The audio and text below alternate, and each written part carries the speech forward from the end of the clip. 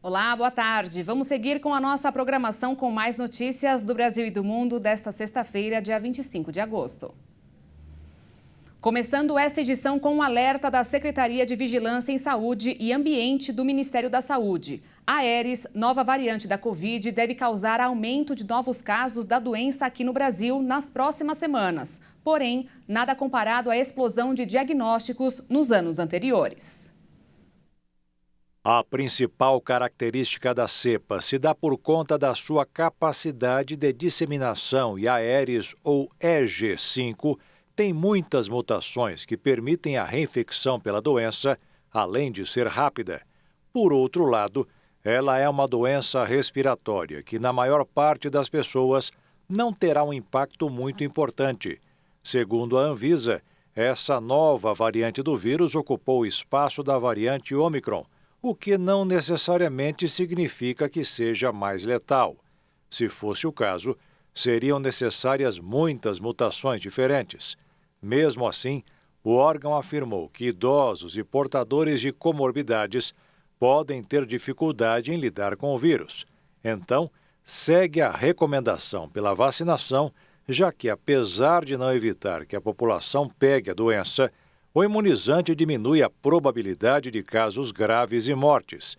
Em nota, a Organização Mundial da Saúde disse que a Aedes foi registrada em 51 países até 9 de agosto, sendo identificada pela primeira vez em 17 de fevereiro, mas não há informação da sua origem. Segundo o boletim epidemiológico da OMS, publicado ontem, a Aedes e a variante Arcturus são as duas cepas com mais prevalência no mundo.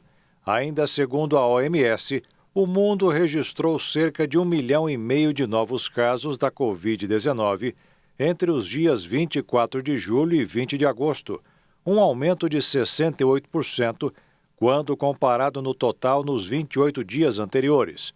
No mesmo período, foram aproximadamente 2.000 mortes, uma queda de 48% em relação ao período anterior.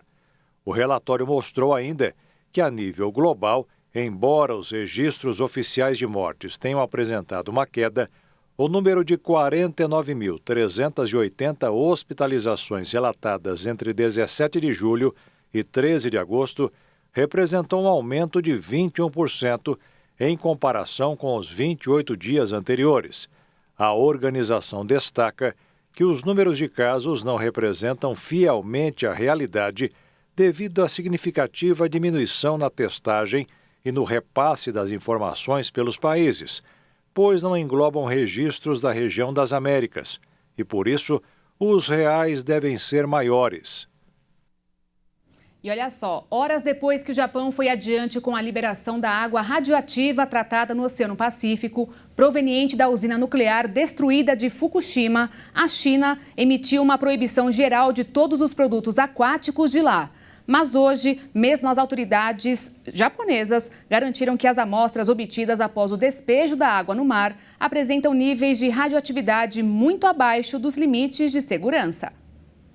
A TEPCO analisou as amostras obtidas após o despejo no mar de água residual do reator nuclear de Fukushima. A empresa garantiu que os resultados foram similares à simulação anterior. A TEPCO confirmou que vai continuar com as análises todos os dias durante o próximo mês e inclusive depois. O Ministério do Meio Ambiente do Japão informou que novas amostras foram obtidas nesta sexta-feira e que os resultados serão divulgados no domingo. O Japão iniciou na quinta-feira o despejo no mar de 1.340.000 toneladas de água residual, o equivalente a 540 piscinas olímpicas da acidentada central de Fukushima. A usina ainda é muito perigosa, 12 anos após um dos piores acidentes nucleares da história. A Agência Internacional de Energia Atômica aprovou o plano e supervisiona o processo de despejo, que considera adequado às normas internacionais de segurança. Mas o projeto gerou uma onda de preocupação nos países vizinhos e na comunidade pesqueira local. A China, por exemplo, decidiu suspender todas as importações de frutos do mar procedentes do Japão e classificou o plano de Tóquio de extremamente egoísta e irresponsável. E agora vamos ao Minuto da Economia desta sexta-feira.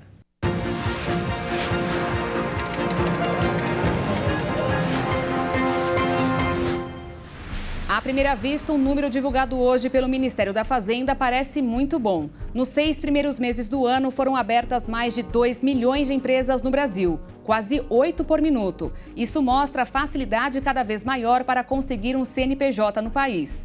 Em Sergipe, por exemplo, não é preciso nem 8 horas para ficar tudo pronto. A maioria foram microempresas, que na realidade não são nem empresas, mas pessoas que tentam encontrar um lugar no mercado, porque não conseguiram vaga com carteira assinada.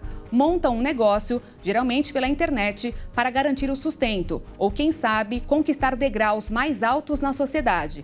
Traduzindo em um bom português, ficar rico. Mas a vida de empresário é difícil no país, com juros nas alturas, impostos mais altos ainda, fora as armadilhas da matemática para administrar um negócio. O resultado é que não demora muito e estas empresas fecham as portas. Ou melhor, deixam o computador de lado. 95% das micro suspenderam as atividades porque o proprietário conseguiu, finalmente, uma nova chance como CLT. A partir de hoje, na União Europeia, os gigantes da internet vão passar a responder a obrigações reforçadas para lutar contra conteúdos ilegais e atuar com mais transparência sob pena de multas significativas, com base em uma nova lei sem precedentes no mundo. A ambiciosa lei de serviços digitais afeta as 19 principais redes sociais, sites de comércio e ferramentas de busca do planeta, incluindo Google, YouTube, Amazon, Facebook, Instagram, Twitter e TikTok. As empresas, que reúnem mais de 45 milhões de usuários ativos cada uma na União Europeia, vão precisar combater a desinformação, o ódio online, a pornografia infantil e as falsificações, tudo sob a vigilância da Comissão Europeia. Os infratores vão enfrentar o risco de sanções que podem alcançar 6% do volume mundial de negócios do grupo e, como último recurso, em caso de infrações graves reiteradas, a proibição temporária de operar nos países membros do bloco. As plataformas vão precisar oferecer aos internautas uma ferramenta para apontar com facilidade os conteúdos ilícitos, de acordo com o que foi definido nas legislações nacionais ou nos textos europeus.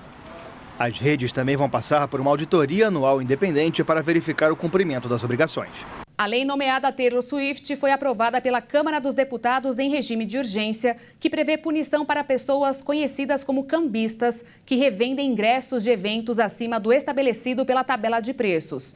O texto foi criado depois que fãs da cantora americana Taylor Swift registraram em junho ameaças de cambistas em filas de ingresso para o show da artista, que compravam boa parte das entradas disponíveis e depois forçavam a revenda por um preço muito maior. A pena varia de 1 ano a 4 anos de reclusão e multa 100 vezes o valor dos ingressos anunciados ou apreendidos. Como a medida foi aprovada em regime de urgência, não vai precisar passar pelas comissões internas da Câmara, indo direto para o plenário da Casa. Ficar ao celular se transformou numa paixão nacional. O Brasil já é recordista em tempo de uso de aparelhos eletrônicos, principalmente smartphones. Uma pesquisa mostrou que brasileiros passam cerca de 9 horas por dia ao celular ou em outros aparelhos eletrônicos. O país já é vice-líder mundial em dependência da tecnologia. Uma pesquisa internacional feita por um site de tecnologia mostrou que os brasileiros são praticamente recordistas em tempo conectado a telas de celulares ou outros equipamentos eletrônicos. Por aqui, a população fica em média 9 horas e 32 minutos por dia utilizando esses aparelhos. O país só perde para a África do Sul, que está em primeiro lugar, com o tempo de 9 horas e 38 minutos. A média mundial para o uso de eletrônicos é de 6 horas e 37 minutos. O Japão, país que é considerado um dos mais avançados em tecnologia, vê a população utilizar os celulares por 1/3 do tempo que os brasileiros utilizam. Os jovens brasileiros começam o uso dos aparelhos com os estudos e terminam por utilizar as redes sociais. Já entre os adultos, o trabalho costuma ser o principal motivo. Mas especialistas alertam que, nas mãos de adultos, o celular pode se tornar uma dependência. Já com as crianças e adolescentes, o uso desenfreado de celulares também pode afetar o desenvolvimento do cérebro e a concentração, além de prejudicar o desenvolvimento. Por outro lado, a leitura desempenha um papel muito importante no desenvolvimento dos pequenos. O hábito de ler desde cedo ajuda a desenvolver a concentração. E eu fico por aqui, mais notícias daqui a pouquinho, às 6h30, com a Júlia Dariva e a Maria Alice Dias. Às 10 da noite eu volto ao vivo ao lado de Alexandre Giaqueto no Jornal das 22 e espero por você. Desde já um excelente fim de semana e obrigada pela companhia. Tchau.